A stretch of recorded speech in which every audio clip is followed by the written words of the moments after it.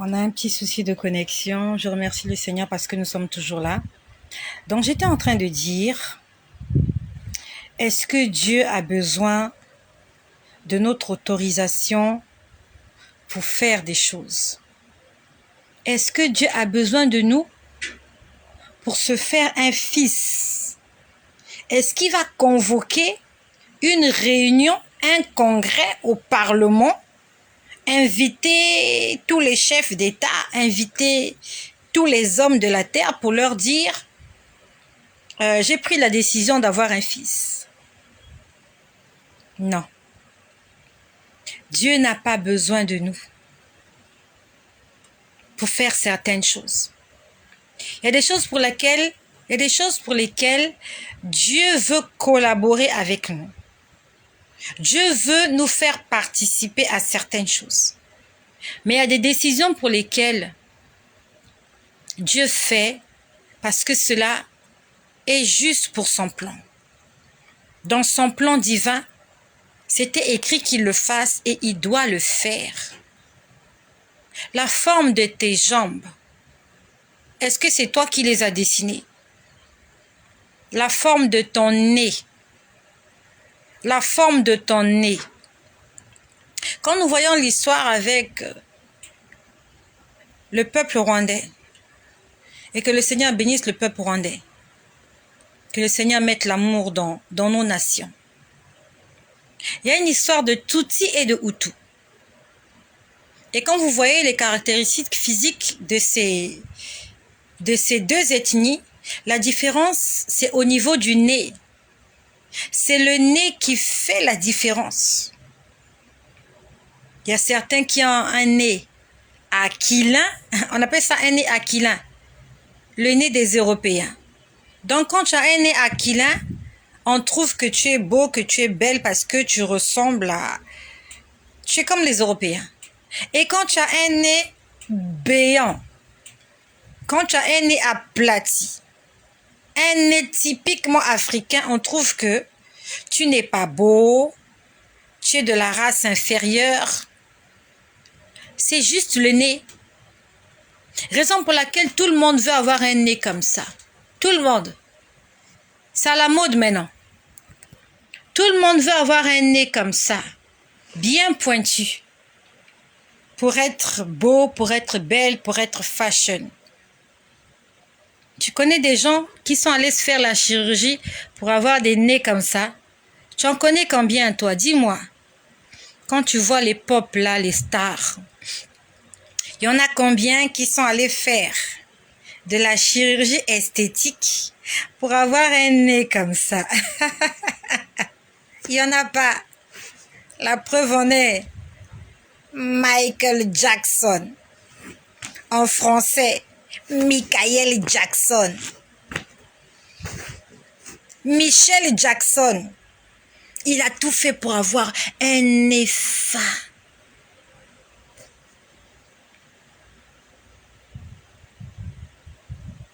Jésus-Christ est souverain. Il est souverain. Ce que tu as, c'est Dieu qui te l'a donné. Parce qu'il savait que s'il fallait faire un choix, tu ne choisirais pas ça. Mais Dieu aime la diversité. Dieu aime la différence. Imagine-toi que dans ta garde-robe, que tous tes vêtements soient de couleur blanc. Ou bien que tous tes vêtements soient bleus. Je ne sais pas quelle est ta couleur préférée. Quelle est ta couleur préférée? Moi, ma couleur préférée, c'est le rouge. Mais cela n'exclut pas que j'ai des vêtements bleus, que j'ai des vêtements jaunes, que j'ai des vêtements blancs. Ma couleur préférée, c'est le rouge. Mais j'ai des paires de chaussures orange, j'ai des paires de chaussures noires. Et c'est cet ensemble de couleurs qui... En fait, c'est joli, c'est beau. La multiplication des couleurs. Tout ça, c'est toute cette différence-là, en fait, c'est ça même qui crée la beauté. Je te laisse imaginer, tu entres dans un magasin. Je te laisse imaginer que tu entres dans un magasin et qu'il n'y a qu'un seul article dans ce magasin-là. Il n'y a que ça. Quelle sera ton opinion? Quelle sera ton opinion? Je sais qu'il y a des boutiques où on ne vend qu'un seul article. Il y a des magasins où on ne vend qu'une seule chose, comme à la boulangerie. On ne vend que du pain. Mais tu auras besoin de lait. Tu devras aller dans une autre boutique. Tu vas aller à l'épicerie. Tu vas aller au supermarché pour chercher du lait. Après, tu vas chercher du sucre. Tu auras besoin du thé. Tu auras besoin du café. Tu auras besoin de l'eau. Tu auras besoin d'une tasse. Tu as besoin de tout ça parce que ça fait partie de ton quotidien. Ça fait partie de ta vie. C'est comme Dieu. Il n'a pas voulu créer que des hommes. Il a aussi voulu créer des femmes. Et il y a eu la multiplication. Et il y a ceux qui ont des petits yeux, des yeux étirés, comme les Asiatiques. Il y a ceux qui ont des gros nez, comme toi et moi les Africains. Il y a celles qui ont des gros derrières. Il y a celles qui ont des derrières plats. Il y a ceux qui sont, et il y a ceux qui ne sont pas. Et quand Dieu voit ça, il est content. C'est comme lorsque tu entres chez toi, tu as les fauteuils, tu as un tapis, tu as une tablette, tu as une table à manger, tu as des chaises, tu as une gazinière, tu as un réfrigérateur. C'est tout cet ensemble-là, lorsque tu entres, tu es content, tu vois ça, ça ne t'encombre pas, tu en as simplement besoin. La diversification, la diversité. Lorsque tu vas dans un jardin de fleurs, il n'y a pas que des roses blanches.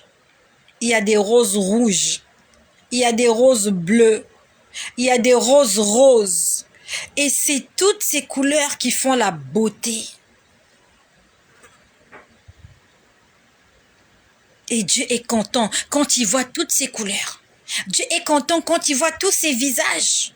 Des visages ronds, d'autres ont des visages carrés, d'autres des visages ovales, d'autres des visages perpendiculaires, d'autres des visages triangles.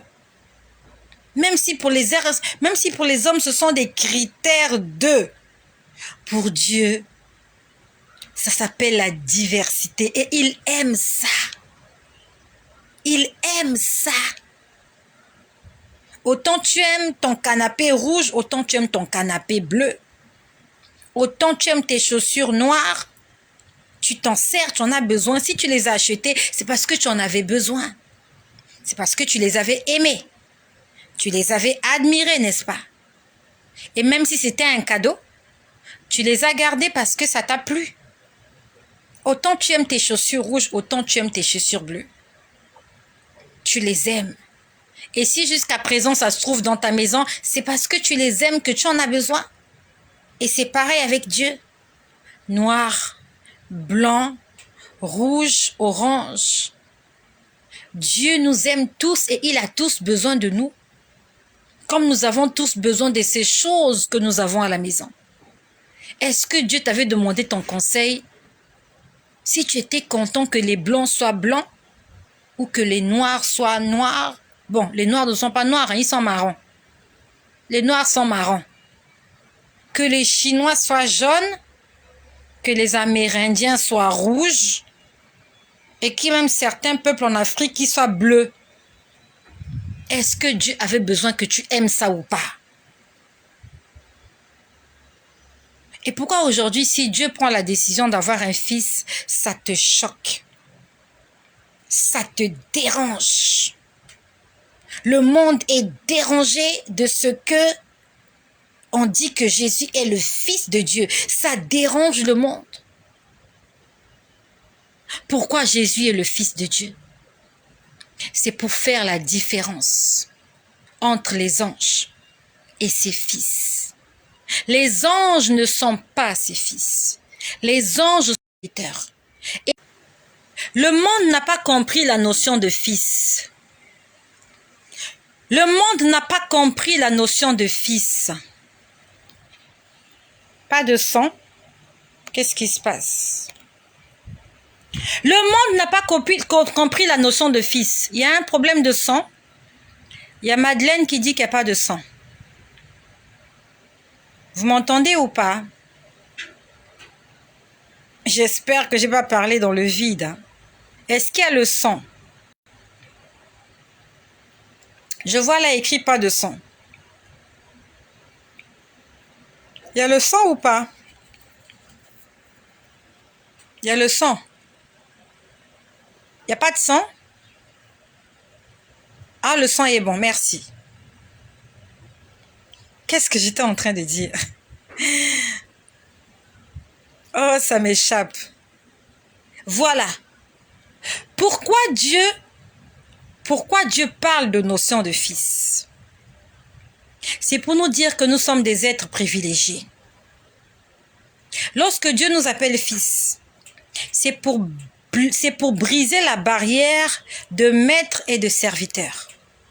C'est pour briser la barrière de Dieu et de créature. C'est pour briser la barrière entre un chef et ses subalternes et ses inférieurs. Parce que lorsque tu parles à ton patron, tu le vois. Il y a un blocus, il y a une barrière qui fait que ton supérieur hiérarchique, tu vas le vouvoyer, tu vas le respecter.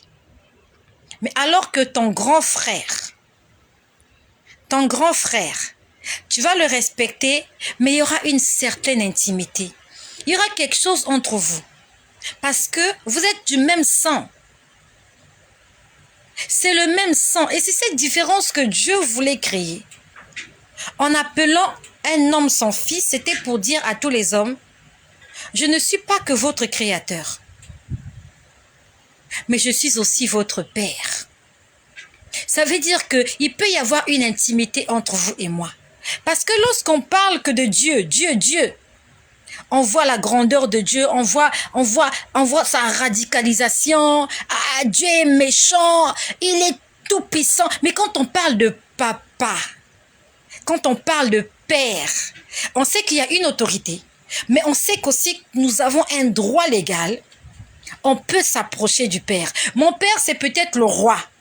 Mon père, c'est peut-être le chef de l'État. Il mérite mon respect, oui. Mais en tant que fille, en tant que fils, je peux m'approcher de lui, je peux lui parler, je peux lui poser mes problèmes. Chose qu'un serviteur ne fera pas. En tant que fils, en tant que fille, j'ai droit à l'héritage de mon père. J'ai droit à des faveurs. Chose qui n'est pas pareille avec le serviteur. C'est pour ça que Jésus a dit à ses disciples, je vous appelle frères. Vous n'êtes plus serviteurs, mais vous êtes mes frères. C'est pour dire que cette barrière a été brisée. Et aujourd'hui, le diable ne veut pas qu'on parle le Fils de Dieu. C'est pour ne pas nous donner la notion de l'amour de Dieu pour l'être humain. En parlant de Dieu et de créature, il n'y a pas d'amour. Il n'y a que de respect. Dieu a dit, je dois me soumettre. Si je ne fais pas, il va frapper, il va tuer, il va égorger. Dieu est plus que ça. Il donne des commandements, c'est vrai. Nous faisons des erreurs, c'est vrai. Mais il est aussi celui qui dit, tous tes péchés te sont pardonnés. Et c'est ce que le diable veut nous enlever. Le fait que nous pouvons avoir le pardon de nos péchés. Raison pour laquelle il nous dit, n'appelle pas Dieu ton Père. Ne l'appelle pas ton frère. C'est Dieu. C'est pour garder cette notion de culpabilité, de condamnation. Pour nous dire, on ne s'approche pas de lui. Il ne faut pas aller toquer à sa porte. Quand tu as un problème, cherche des solutions. Il est trop grand, il est trop fort, il est méchant. Non. Tant qu'on vit sur cette terre, il n'y a pas de condamnation. La condamnation, c'est âpre. La condamnation, c'est pas de ton vivant que Dieu va te condamner. C'est lorsque tu quitteras la terre que Dieu va te condamner, qu'il va te juger. Ça veut dire que tant que tu vis, tu peux encore corriger. C'est comme pendant l'année scolaire. Tant que l'année n'est pas terminée, tant que les derniers examens de passage, tant que l'examen n'est pas arrivé, il n'y a pas de raison que tu dises que tu ne peux pas aller en classe supérieure. Même si le premier trimestre a été un échec, le deuxième trimestre a été un échec. Nous avons vu des gens, on a entendu parler des gens, toute l'année scolaire, ils étaient médiocres. Mais à la fin, il a son examen. C'est ça la grâce. Et le diable nous dit, il n'y a pas de grâce. Le diable nous dit, il n'y a pas de grâce, que si tu as raté, tu as faussé, tout est fini. Mais Dieu nous dit, tant qu'à l'année scolaire, tant que l'examen de passage c'est quoi? On appelle ça passage, c'est-à-dire que tu passes de l'autre côté. Tant que tu n'es pas encore passé de l'autre côté, j'ai des choses à t'enseigner, j'ai des choses à te faire voir. Et j'ai mon amour que j'aimerais manifester, j'aimerais te sauver. Et le diable dit non. L'ennemi nous dit non. Il nous dit que c'est quand tu vas mourir que tu te rendras compte que si tu es sauvé ou pas. Qui a dit ça? Qui a dit ça? C'est le menteur qui a dit ça. C'est le menteur qui a dit ça. Que c'est quand on sera dans l'au-delà qu'on se rendra compte si on a bien fait ou pas. Sur terre, pendant qu'on est vivant, on peut savoir si on a bien fait. On peut savoir si on a fait le bon choix. Et le bon choix que tu as fait, c'est de l'appeler papa. Il est notre papa. Et si c'est un blasphème de l'appeler papa, que la foudre tombe, que je meure, que la foudre me tue. Si Dieu dans le ciel trouve que c'est un blasphème pour moi de l'appeler papa, qu'il me frappe sur le champ et que je meure. Parce que hier, je suis sortie presque toute la journée. Je suis rentrée le soir, j'étais fatiguée. J'étais allongée sur mon lit. Le Seigneur a commencé à me montrer tellement de choses. J'ai entendu tellement de choses. Et parmi les choses que j'ai entendu « Merci papa ». J'ai entendu quelqu'un dire « Merci papa ». Et quand j'ai entendu « Merci papa », j'ai répété « Merci papa ». J'ai dit « Merci papa ». C'était pas mon imagination. Je l'ai entendu de mes oreilles. « Merci papa ». Est-ce qu'il y a quelqu'un qui peut dire « Merci papa ». Tu n'es pas que mon Dieu. Tu n'es pas que mon Créateur. Tu es mon Père. Tu m'as donné accès à ta chambre. Je peux venir toquer à ta chambre, même la nuit quand j'ai un problème. Chose qu'un serviteur ne fera pas. Un domestique dans la maison ne peut pas aller dormir avec son patron. Il ne peut pas aller dormir avec son chef. Toi et moi, en tant que fils, on peut aller dormir dans le lit du Père. On peut dormir dans son lit. Il ne va pas nous chasser. Et le diable, il n'aime pas cela. Parce qu'il n'a plus accès à la chambre du Père. Lorsqu'il a péché, on n'était pas là-bas.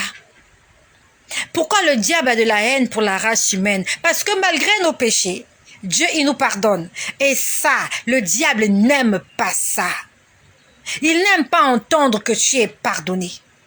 Il n'aime pas entendre que tu sais que tu peux être pardonné. Raison pour laquelle il te condamne matin, midi, soir. Pour que cette condamnation-là te tue. Parce que lui, il est condamné. Il n'a commis qu'un péché. Il s'est rebellé. La porte du royaume, la porte du ciel, la porte de la chambre lui a été fermée parce qu'il est un serviteur. Mais nous ne sommes pas des serviteurs. Nous sommes plus que des serviteurs. Nous sommes les enfants de la maison. Raison pour laquelle il est jaloux. Parce que nous avons une place privilégiée. Il aurait voulu être à ta place. Il est jaloux parce qu'il veut être simplement à ta place. Raison pour laquelle il ne faut pas vénérer les anges. Nous avons un rang supérieur à celui des anges.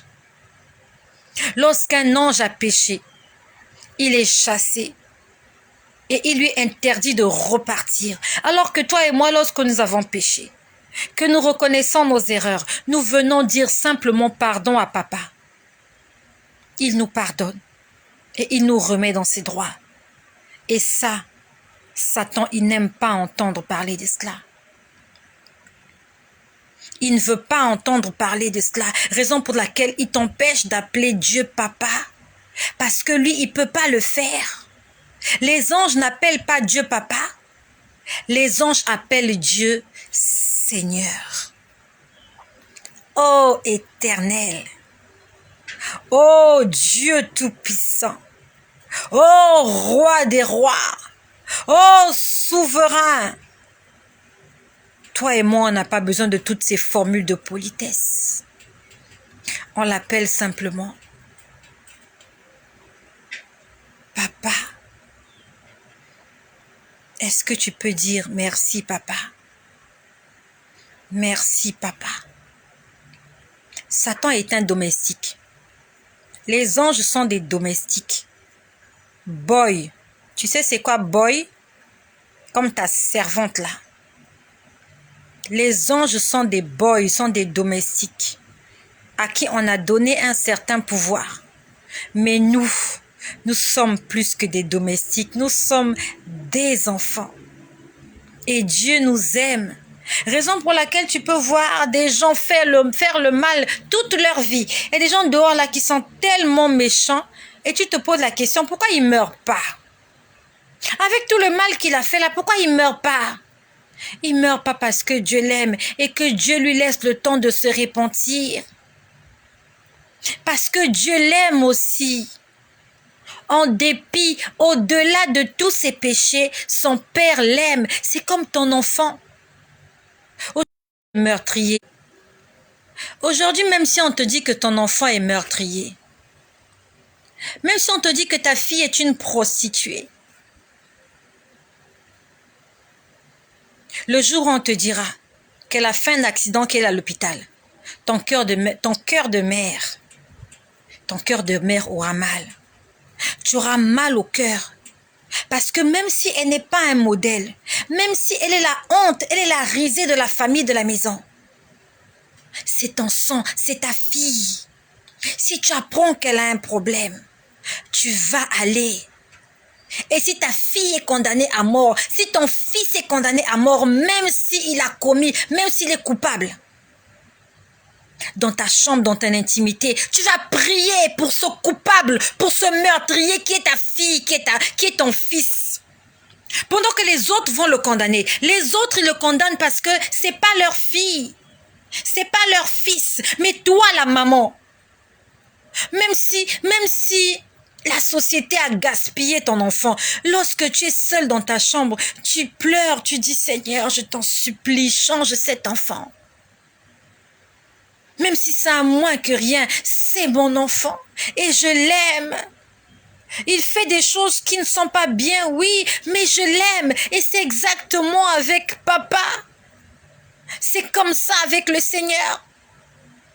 Pendant que le diable nous accuse, ils n'en ont rien à foutre de nos enfants. Les juges là, ils le font parce que c'est pas son enfant, raison pour laquelle il peut signer un acte de condamnation. Mais le père, la mère de cet enfant va dire, je reconnais que cet enfant a péché. Je reconnais que l'enfant a mal fait, au lieu de le condamner à mort.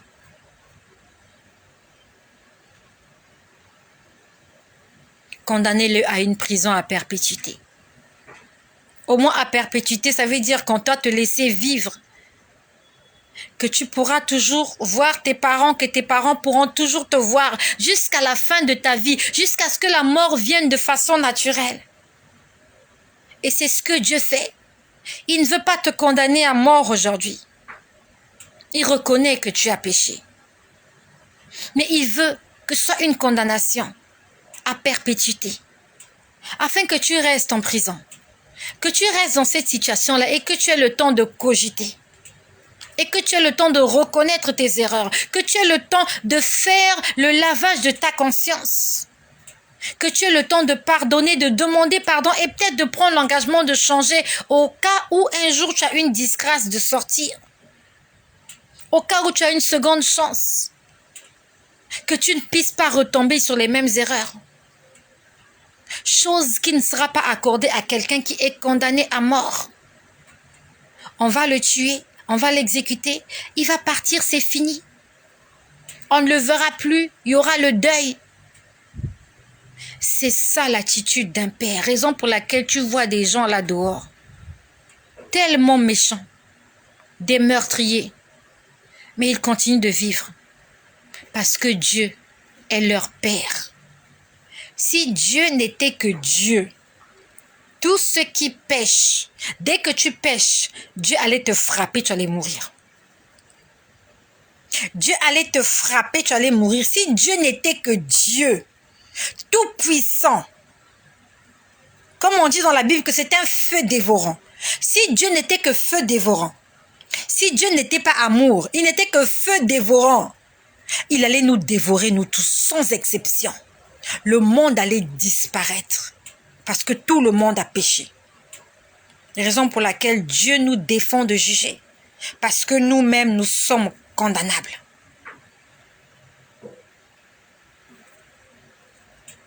Est-ce que quelqu'un peut dire mon papa? Mon papa est fidèle, il ne m'abandonne jamais. Je n'ai plus rien à craindre, car Yahweh m'a libéré.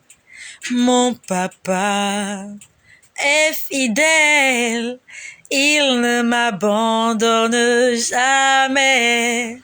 Je n'ai plus rien à craindre, car Yahweh m'a libéré. Est-ce qu'il y a quelqu'un qui peut dire, Seigneur, tu es mon papa? Tu m'aimes, je le sais. Tu me portes dans ton cœur. Et ton cœur bouillonne d'amour pour moi. Tu es mon papa. Et...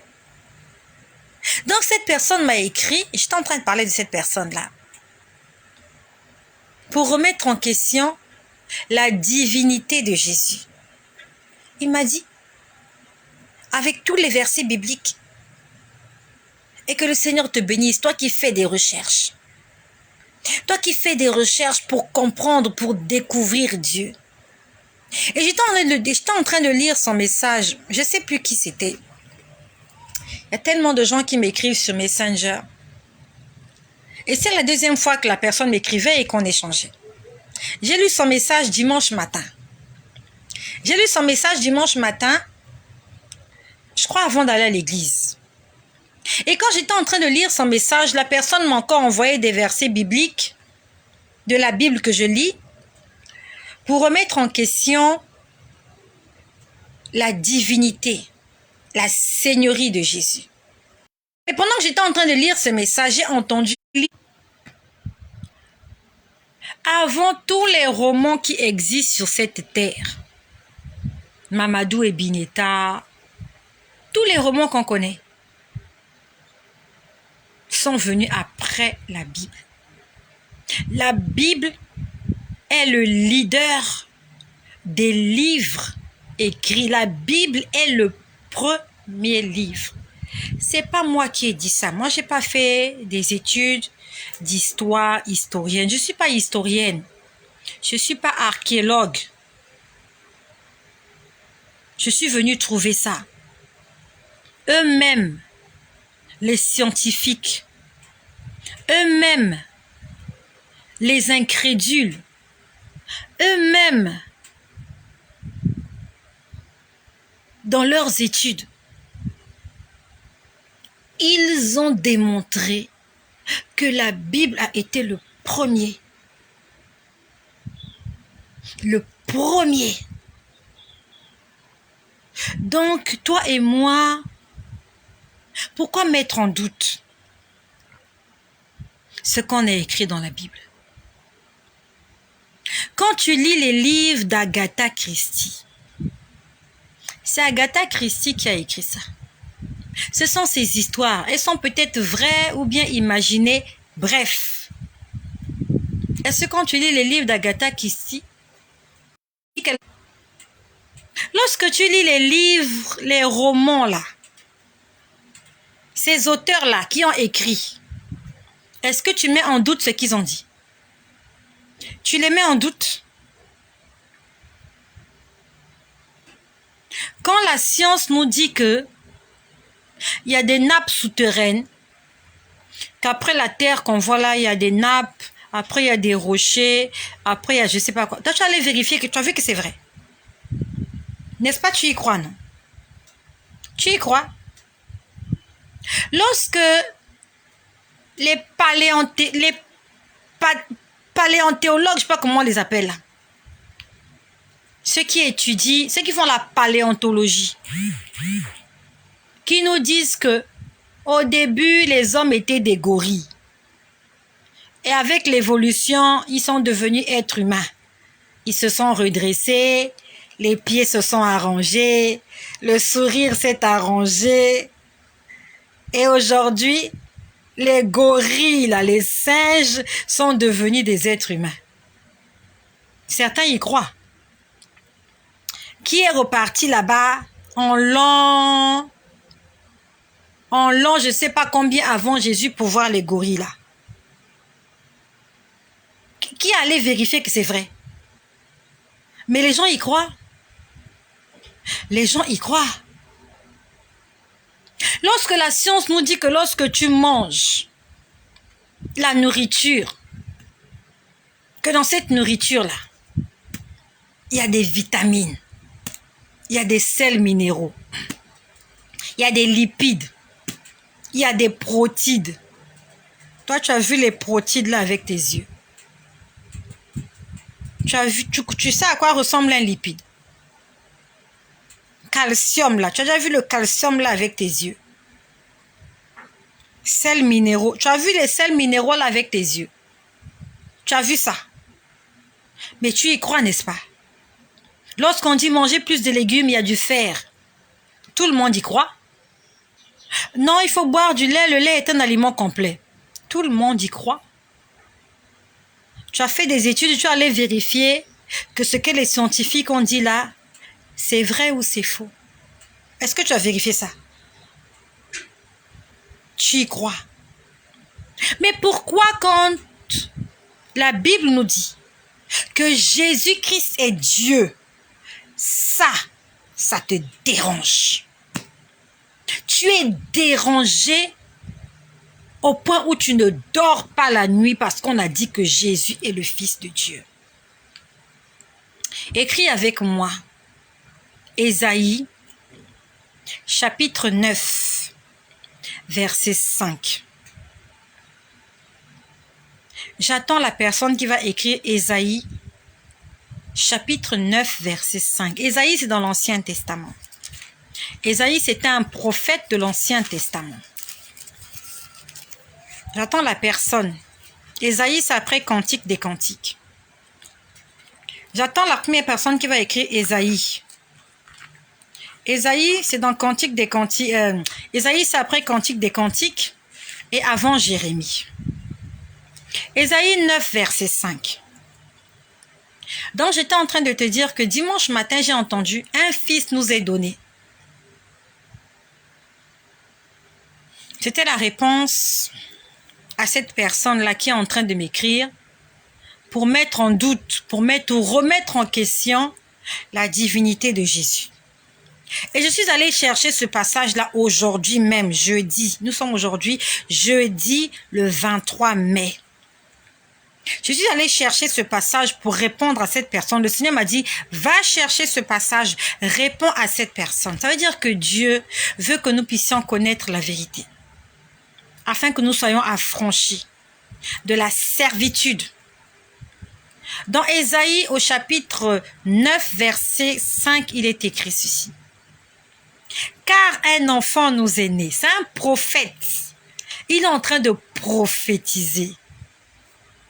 Il dit car un enfant nous est né. Ça veut dire qu'il y a un enfant qui va naître. Et après il dit, un fils nous est donné.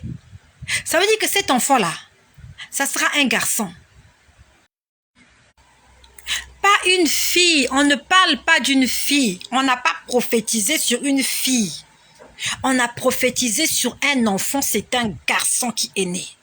Et quand on dit est né, ça veut dire que c'est un être humain. Il est né d'une femme. Parce que je ne suis pas sûre qu'il y a des arbres aussi qui donnent naissance à des enfants. Quand on dit est né, ça veut dire qu'une femme a mis au monde un enfant.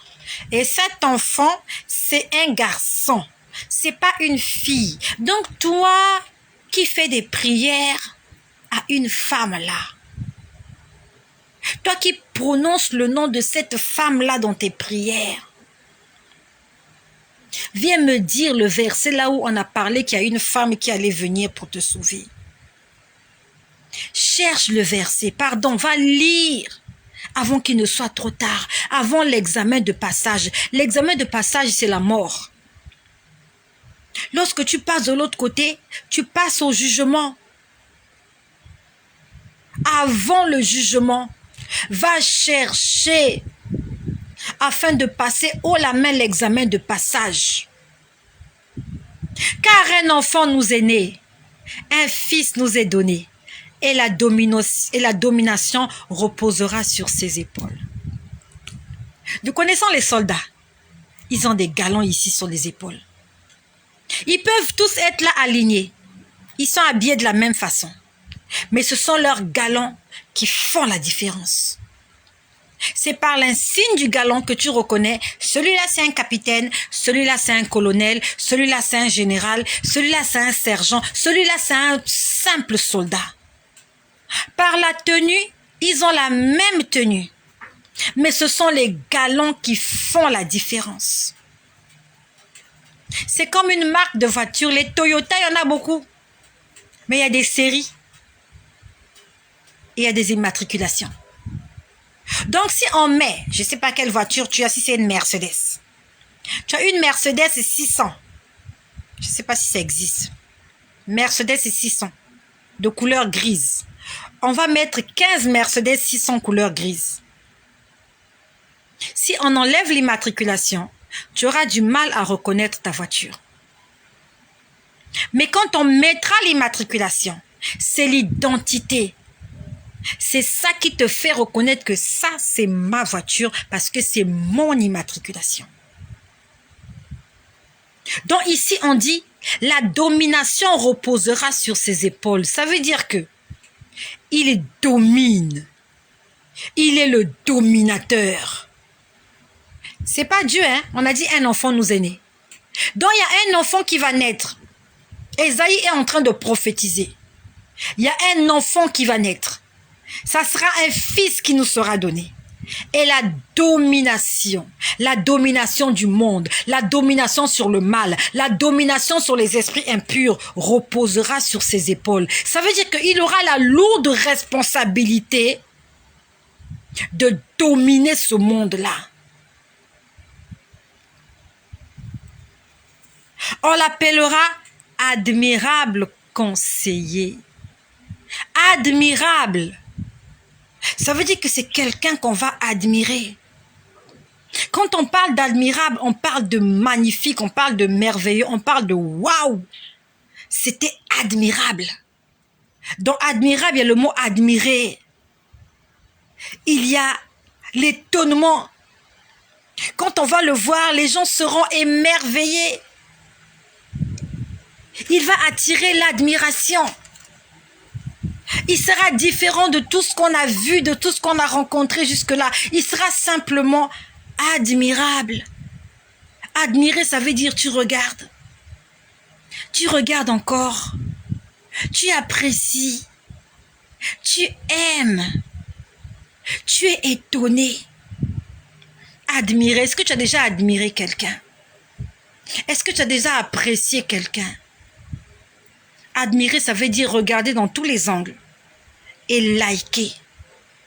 Tu admires, ça veut dire tu regardes et tu aimes tout ce que tu vois. C'est tellement admirable. Ça veut dire que je prends du plaisir à regarder et je ne me lasse pas de cela. Et non seulement qu'il est admirable, mais il est conseiller. Il est le conseiller admirable. Et c'est la promesse qui a été faite aux disciples dans le Nouveau Testament. Jésus leur dit, il est avantageux pour vous que je m'en aille, car si je ne m'en vais pas, le conseiller ne viendra pas. Le Saint-Esprit, c'est le conseiller. Et là, on nous dit que ce fils qui va naître, c'est l'admirable conseiller. Ça veut dire que celui qui va naître là, c'est le Saint-Esprit qui est descendu aussi sur la Pentecôte, qui est descendu sur les disciples le jour de la Pentecôte. C'est lui le conseiller, l'esprit de vérité. Il vous conduira dans toute la vérité. Il vous enseignera et il vous rappellera. Il vous annoncera les choses à venir. Donc cet enfant qui va naître, ce petit garçon qui va naître parmi les enfants des hommes, premièrement, la domination reposera sur ses épaules. Deuxièmement, on l'appellera admirable conseiller. Virgule. Dieu Tout-Puissant. Donc ce garçon, ce petit garçon qui va naître, Ésaïe avait dit, on l'appellera Dieu Tout-Puissant. Et quand tu lis Dieu là, c'est pas avec petit D, hein, c'est avec grand D. Toi qui ne crois pas à ce que Jésus a dit, tu ne crois pas aussi au prophète Ésaïe? Peut-être que le Nouveau Testament a été falsifié. Peut-être. L'Ancien aussi a été falsifié. Ésaïe aussi, ce qu'il a dit là, c'est Jésus qui allait lui chuchoter ça à l'oreille, écrit ça. Ésaïe avait prophétisé des siècles avant. Ésaïe est né combien de siècles avant Jésus? On va lire la biographie d'Ésaïe. J'ai une Bible d'études. Ok. La date de la rédaction du livre d'Ésaïe, c'est l'an 700 avant Jésus-Christ. Donc, 7 siècles. Ça veut dire qu'Ésaïe et Jésus ne se sont jamais vus. Ésaïe, le prophète Ésaïe, ne pouvait pas se voir. Ésaïe est né 700 ans. Peut-être même plus, parce que le temps qu'il a écrit ça, il a rédigé ça, il était une personne déjà mature. Ésaïe a vécu 700 ans avant Jésus. Et il était prophète, et il avait déjà prophétisé qu'un enfant allait naître. Ça sera un garçon. La domination reposera sur ses épaules. On l'appellera admirable conseiller, Dieu Tout-Puissant, Père éternel. Donc cet enfant qui va naître, non seulement il sera l'admirable conseiller, non seulement il sera le Dieu, pas puissant, hein? On a écrit Dieu Tout-Puissant. Et il sera le Père éternel. Ça veut dire que cet enfant-là, c'est lui le Père, c'est lui Dieu. Et il est éternel, même s'il est venu naître parmi les hommes. Et à la fin, on dit Prince de la paix. Jésus a dit à ses disciples, je vous donne ma paix, je vous laisse ma paix. Alors, Ésaïe, on peut croire en Ésaïe ou pas? Ok, Jésus a dit, je suis dans le Père est dans moi. Certains ne comprennent pas. Jésus a dit, il est temps que je m'en aille chez mon Père. Les gens s'appuient là-dessus. Sur Ésaïe. Et sur Ésaïe chapitre 9, verset 5. Qu'est-ce que vous avez à dire? Ésaïe 9, verset 5. Est-ce qu'il y a un homme aujourd'hui qui peut avoir tous ces critères-là, de tous les hommes méchants que nous voyons aujourd'hui, de tous les dirigeants politiques corrompus? Est-ce qu'il y a quelqu'un sur cette terre qu'on peut appeler admirable conseiller, qu'on peut appeler Père éternel, qu'on peut appeler Prince de la paix, Dieu puissant. Donne-moi le nom de quelqu'un sur cette terre, né d'une femme, qui peut avoir tous ces atouts, tous ces critères, tous ces adjectifs qualificatifs sur ses épaules. C'est ce que j'ai entendu dimanche. Un enfant nous est né. Un fils nous est donné. Le Seigneur m'a dit, va répondre à cette personne-là, qui s'appuie sur ce que Jésus a dit, que Jésus n'a pas dit. C'était contradictoire. Ok. Et Ésaïe 700 ans plus tard aussi, ce qu'il a dit là, c'était contradictoire.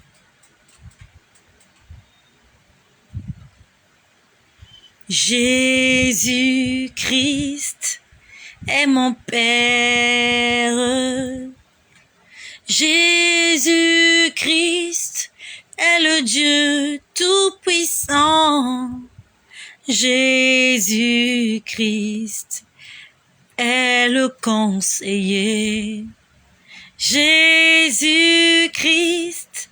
est mon Père. Il fut un moment où j'avais téléchargé le Coran parce que j'avais entendu certains témoignages de certaines personnes qui avaient été converties à Jésus-Christ après avoir lu le Coran. Je crois que c'est la sourate 6. J'ai oublié le verset. La sourate où on parle de Mariam.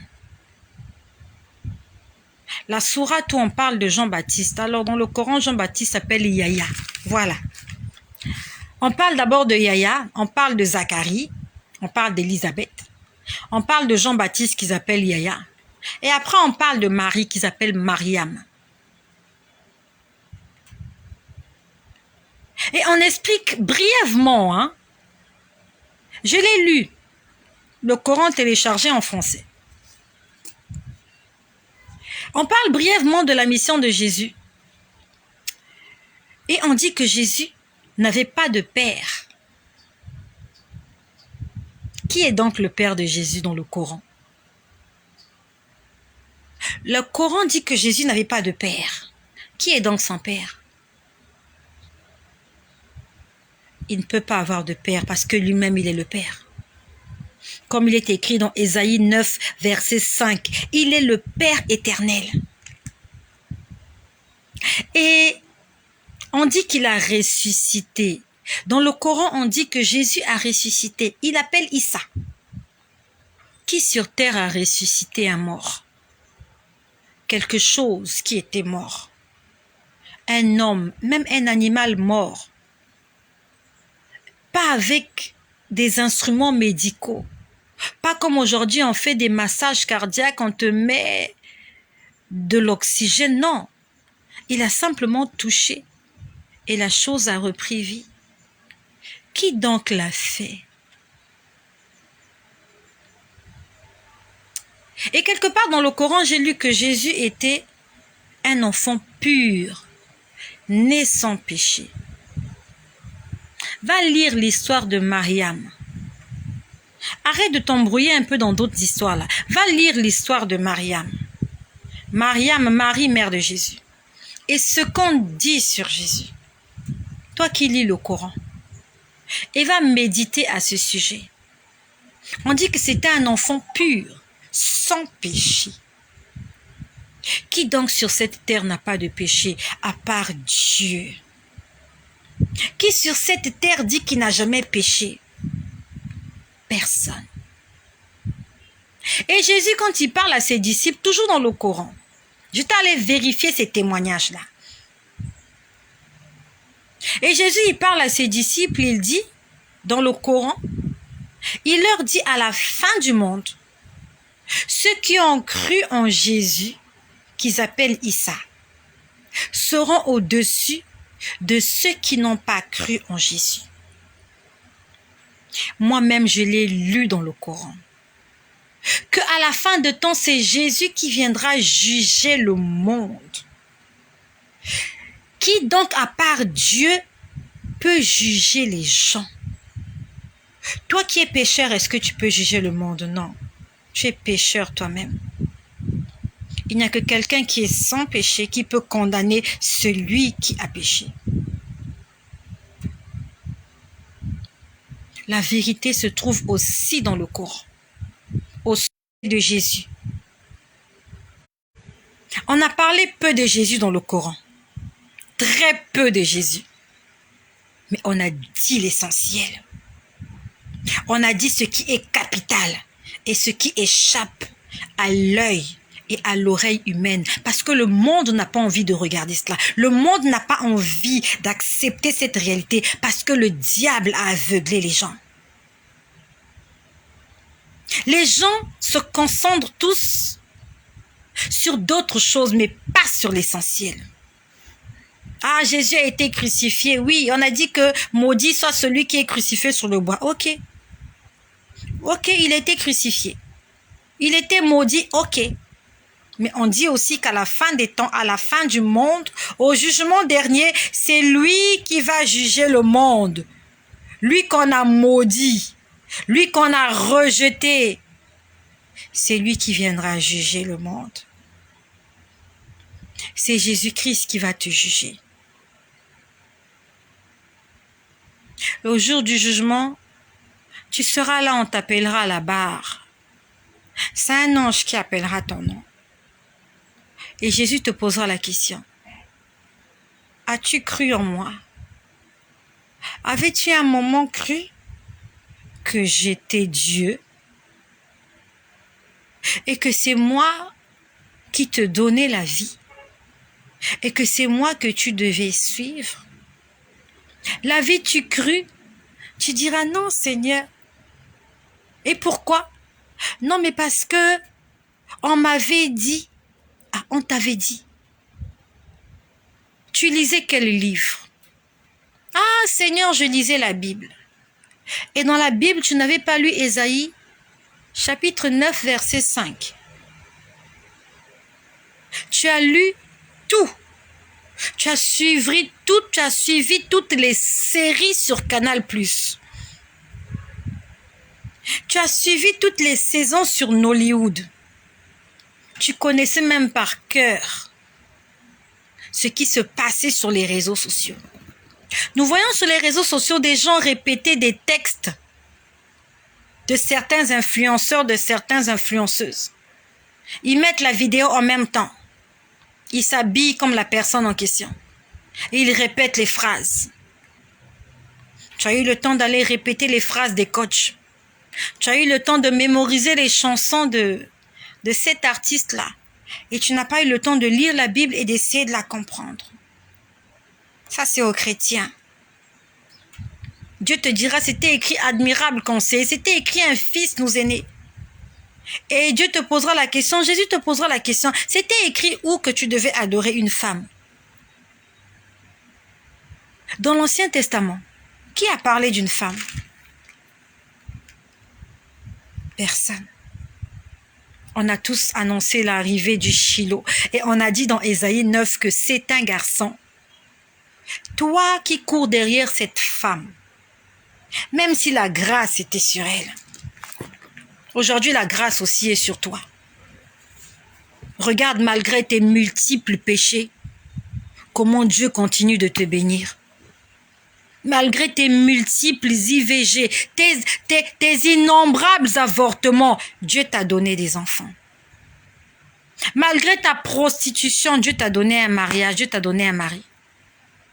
Malgré le fait que tu n'étais même pas brillant à l'école, regarde comment tu travailles.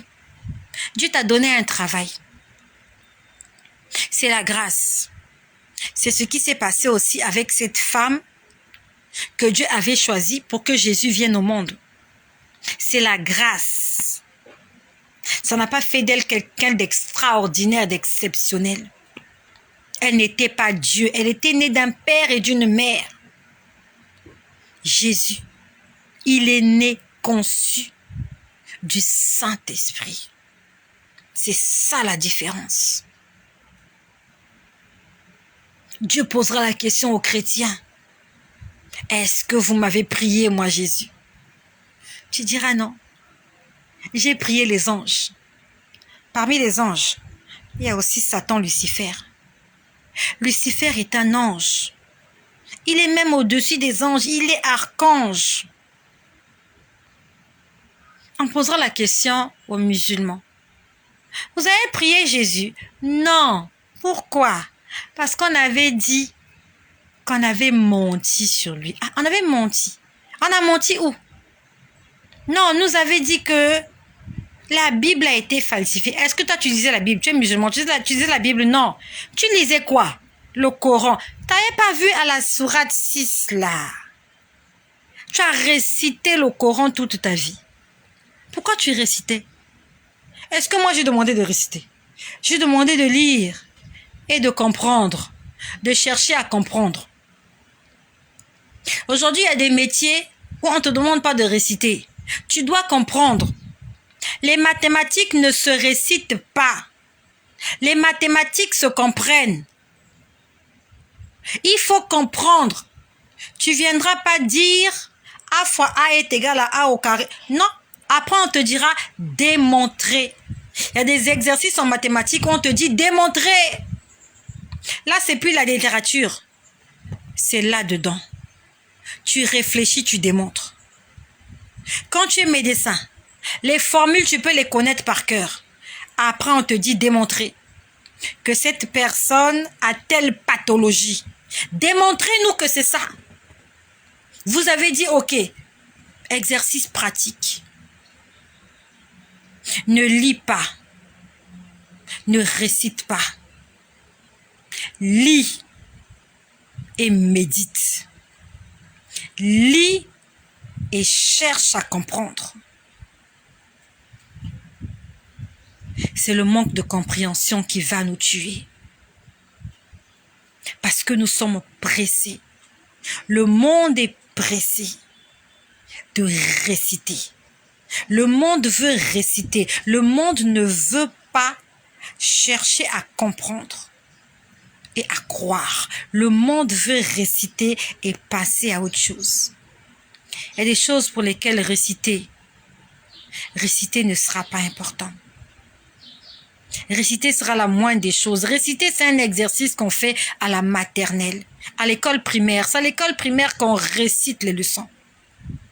Ça veut dire que si tu continues à réciter la Bible comme tu le fais, tu es à l'école primaire, spirituellement parlant. Passe à un niveau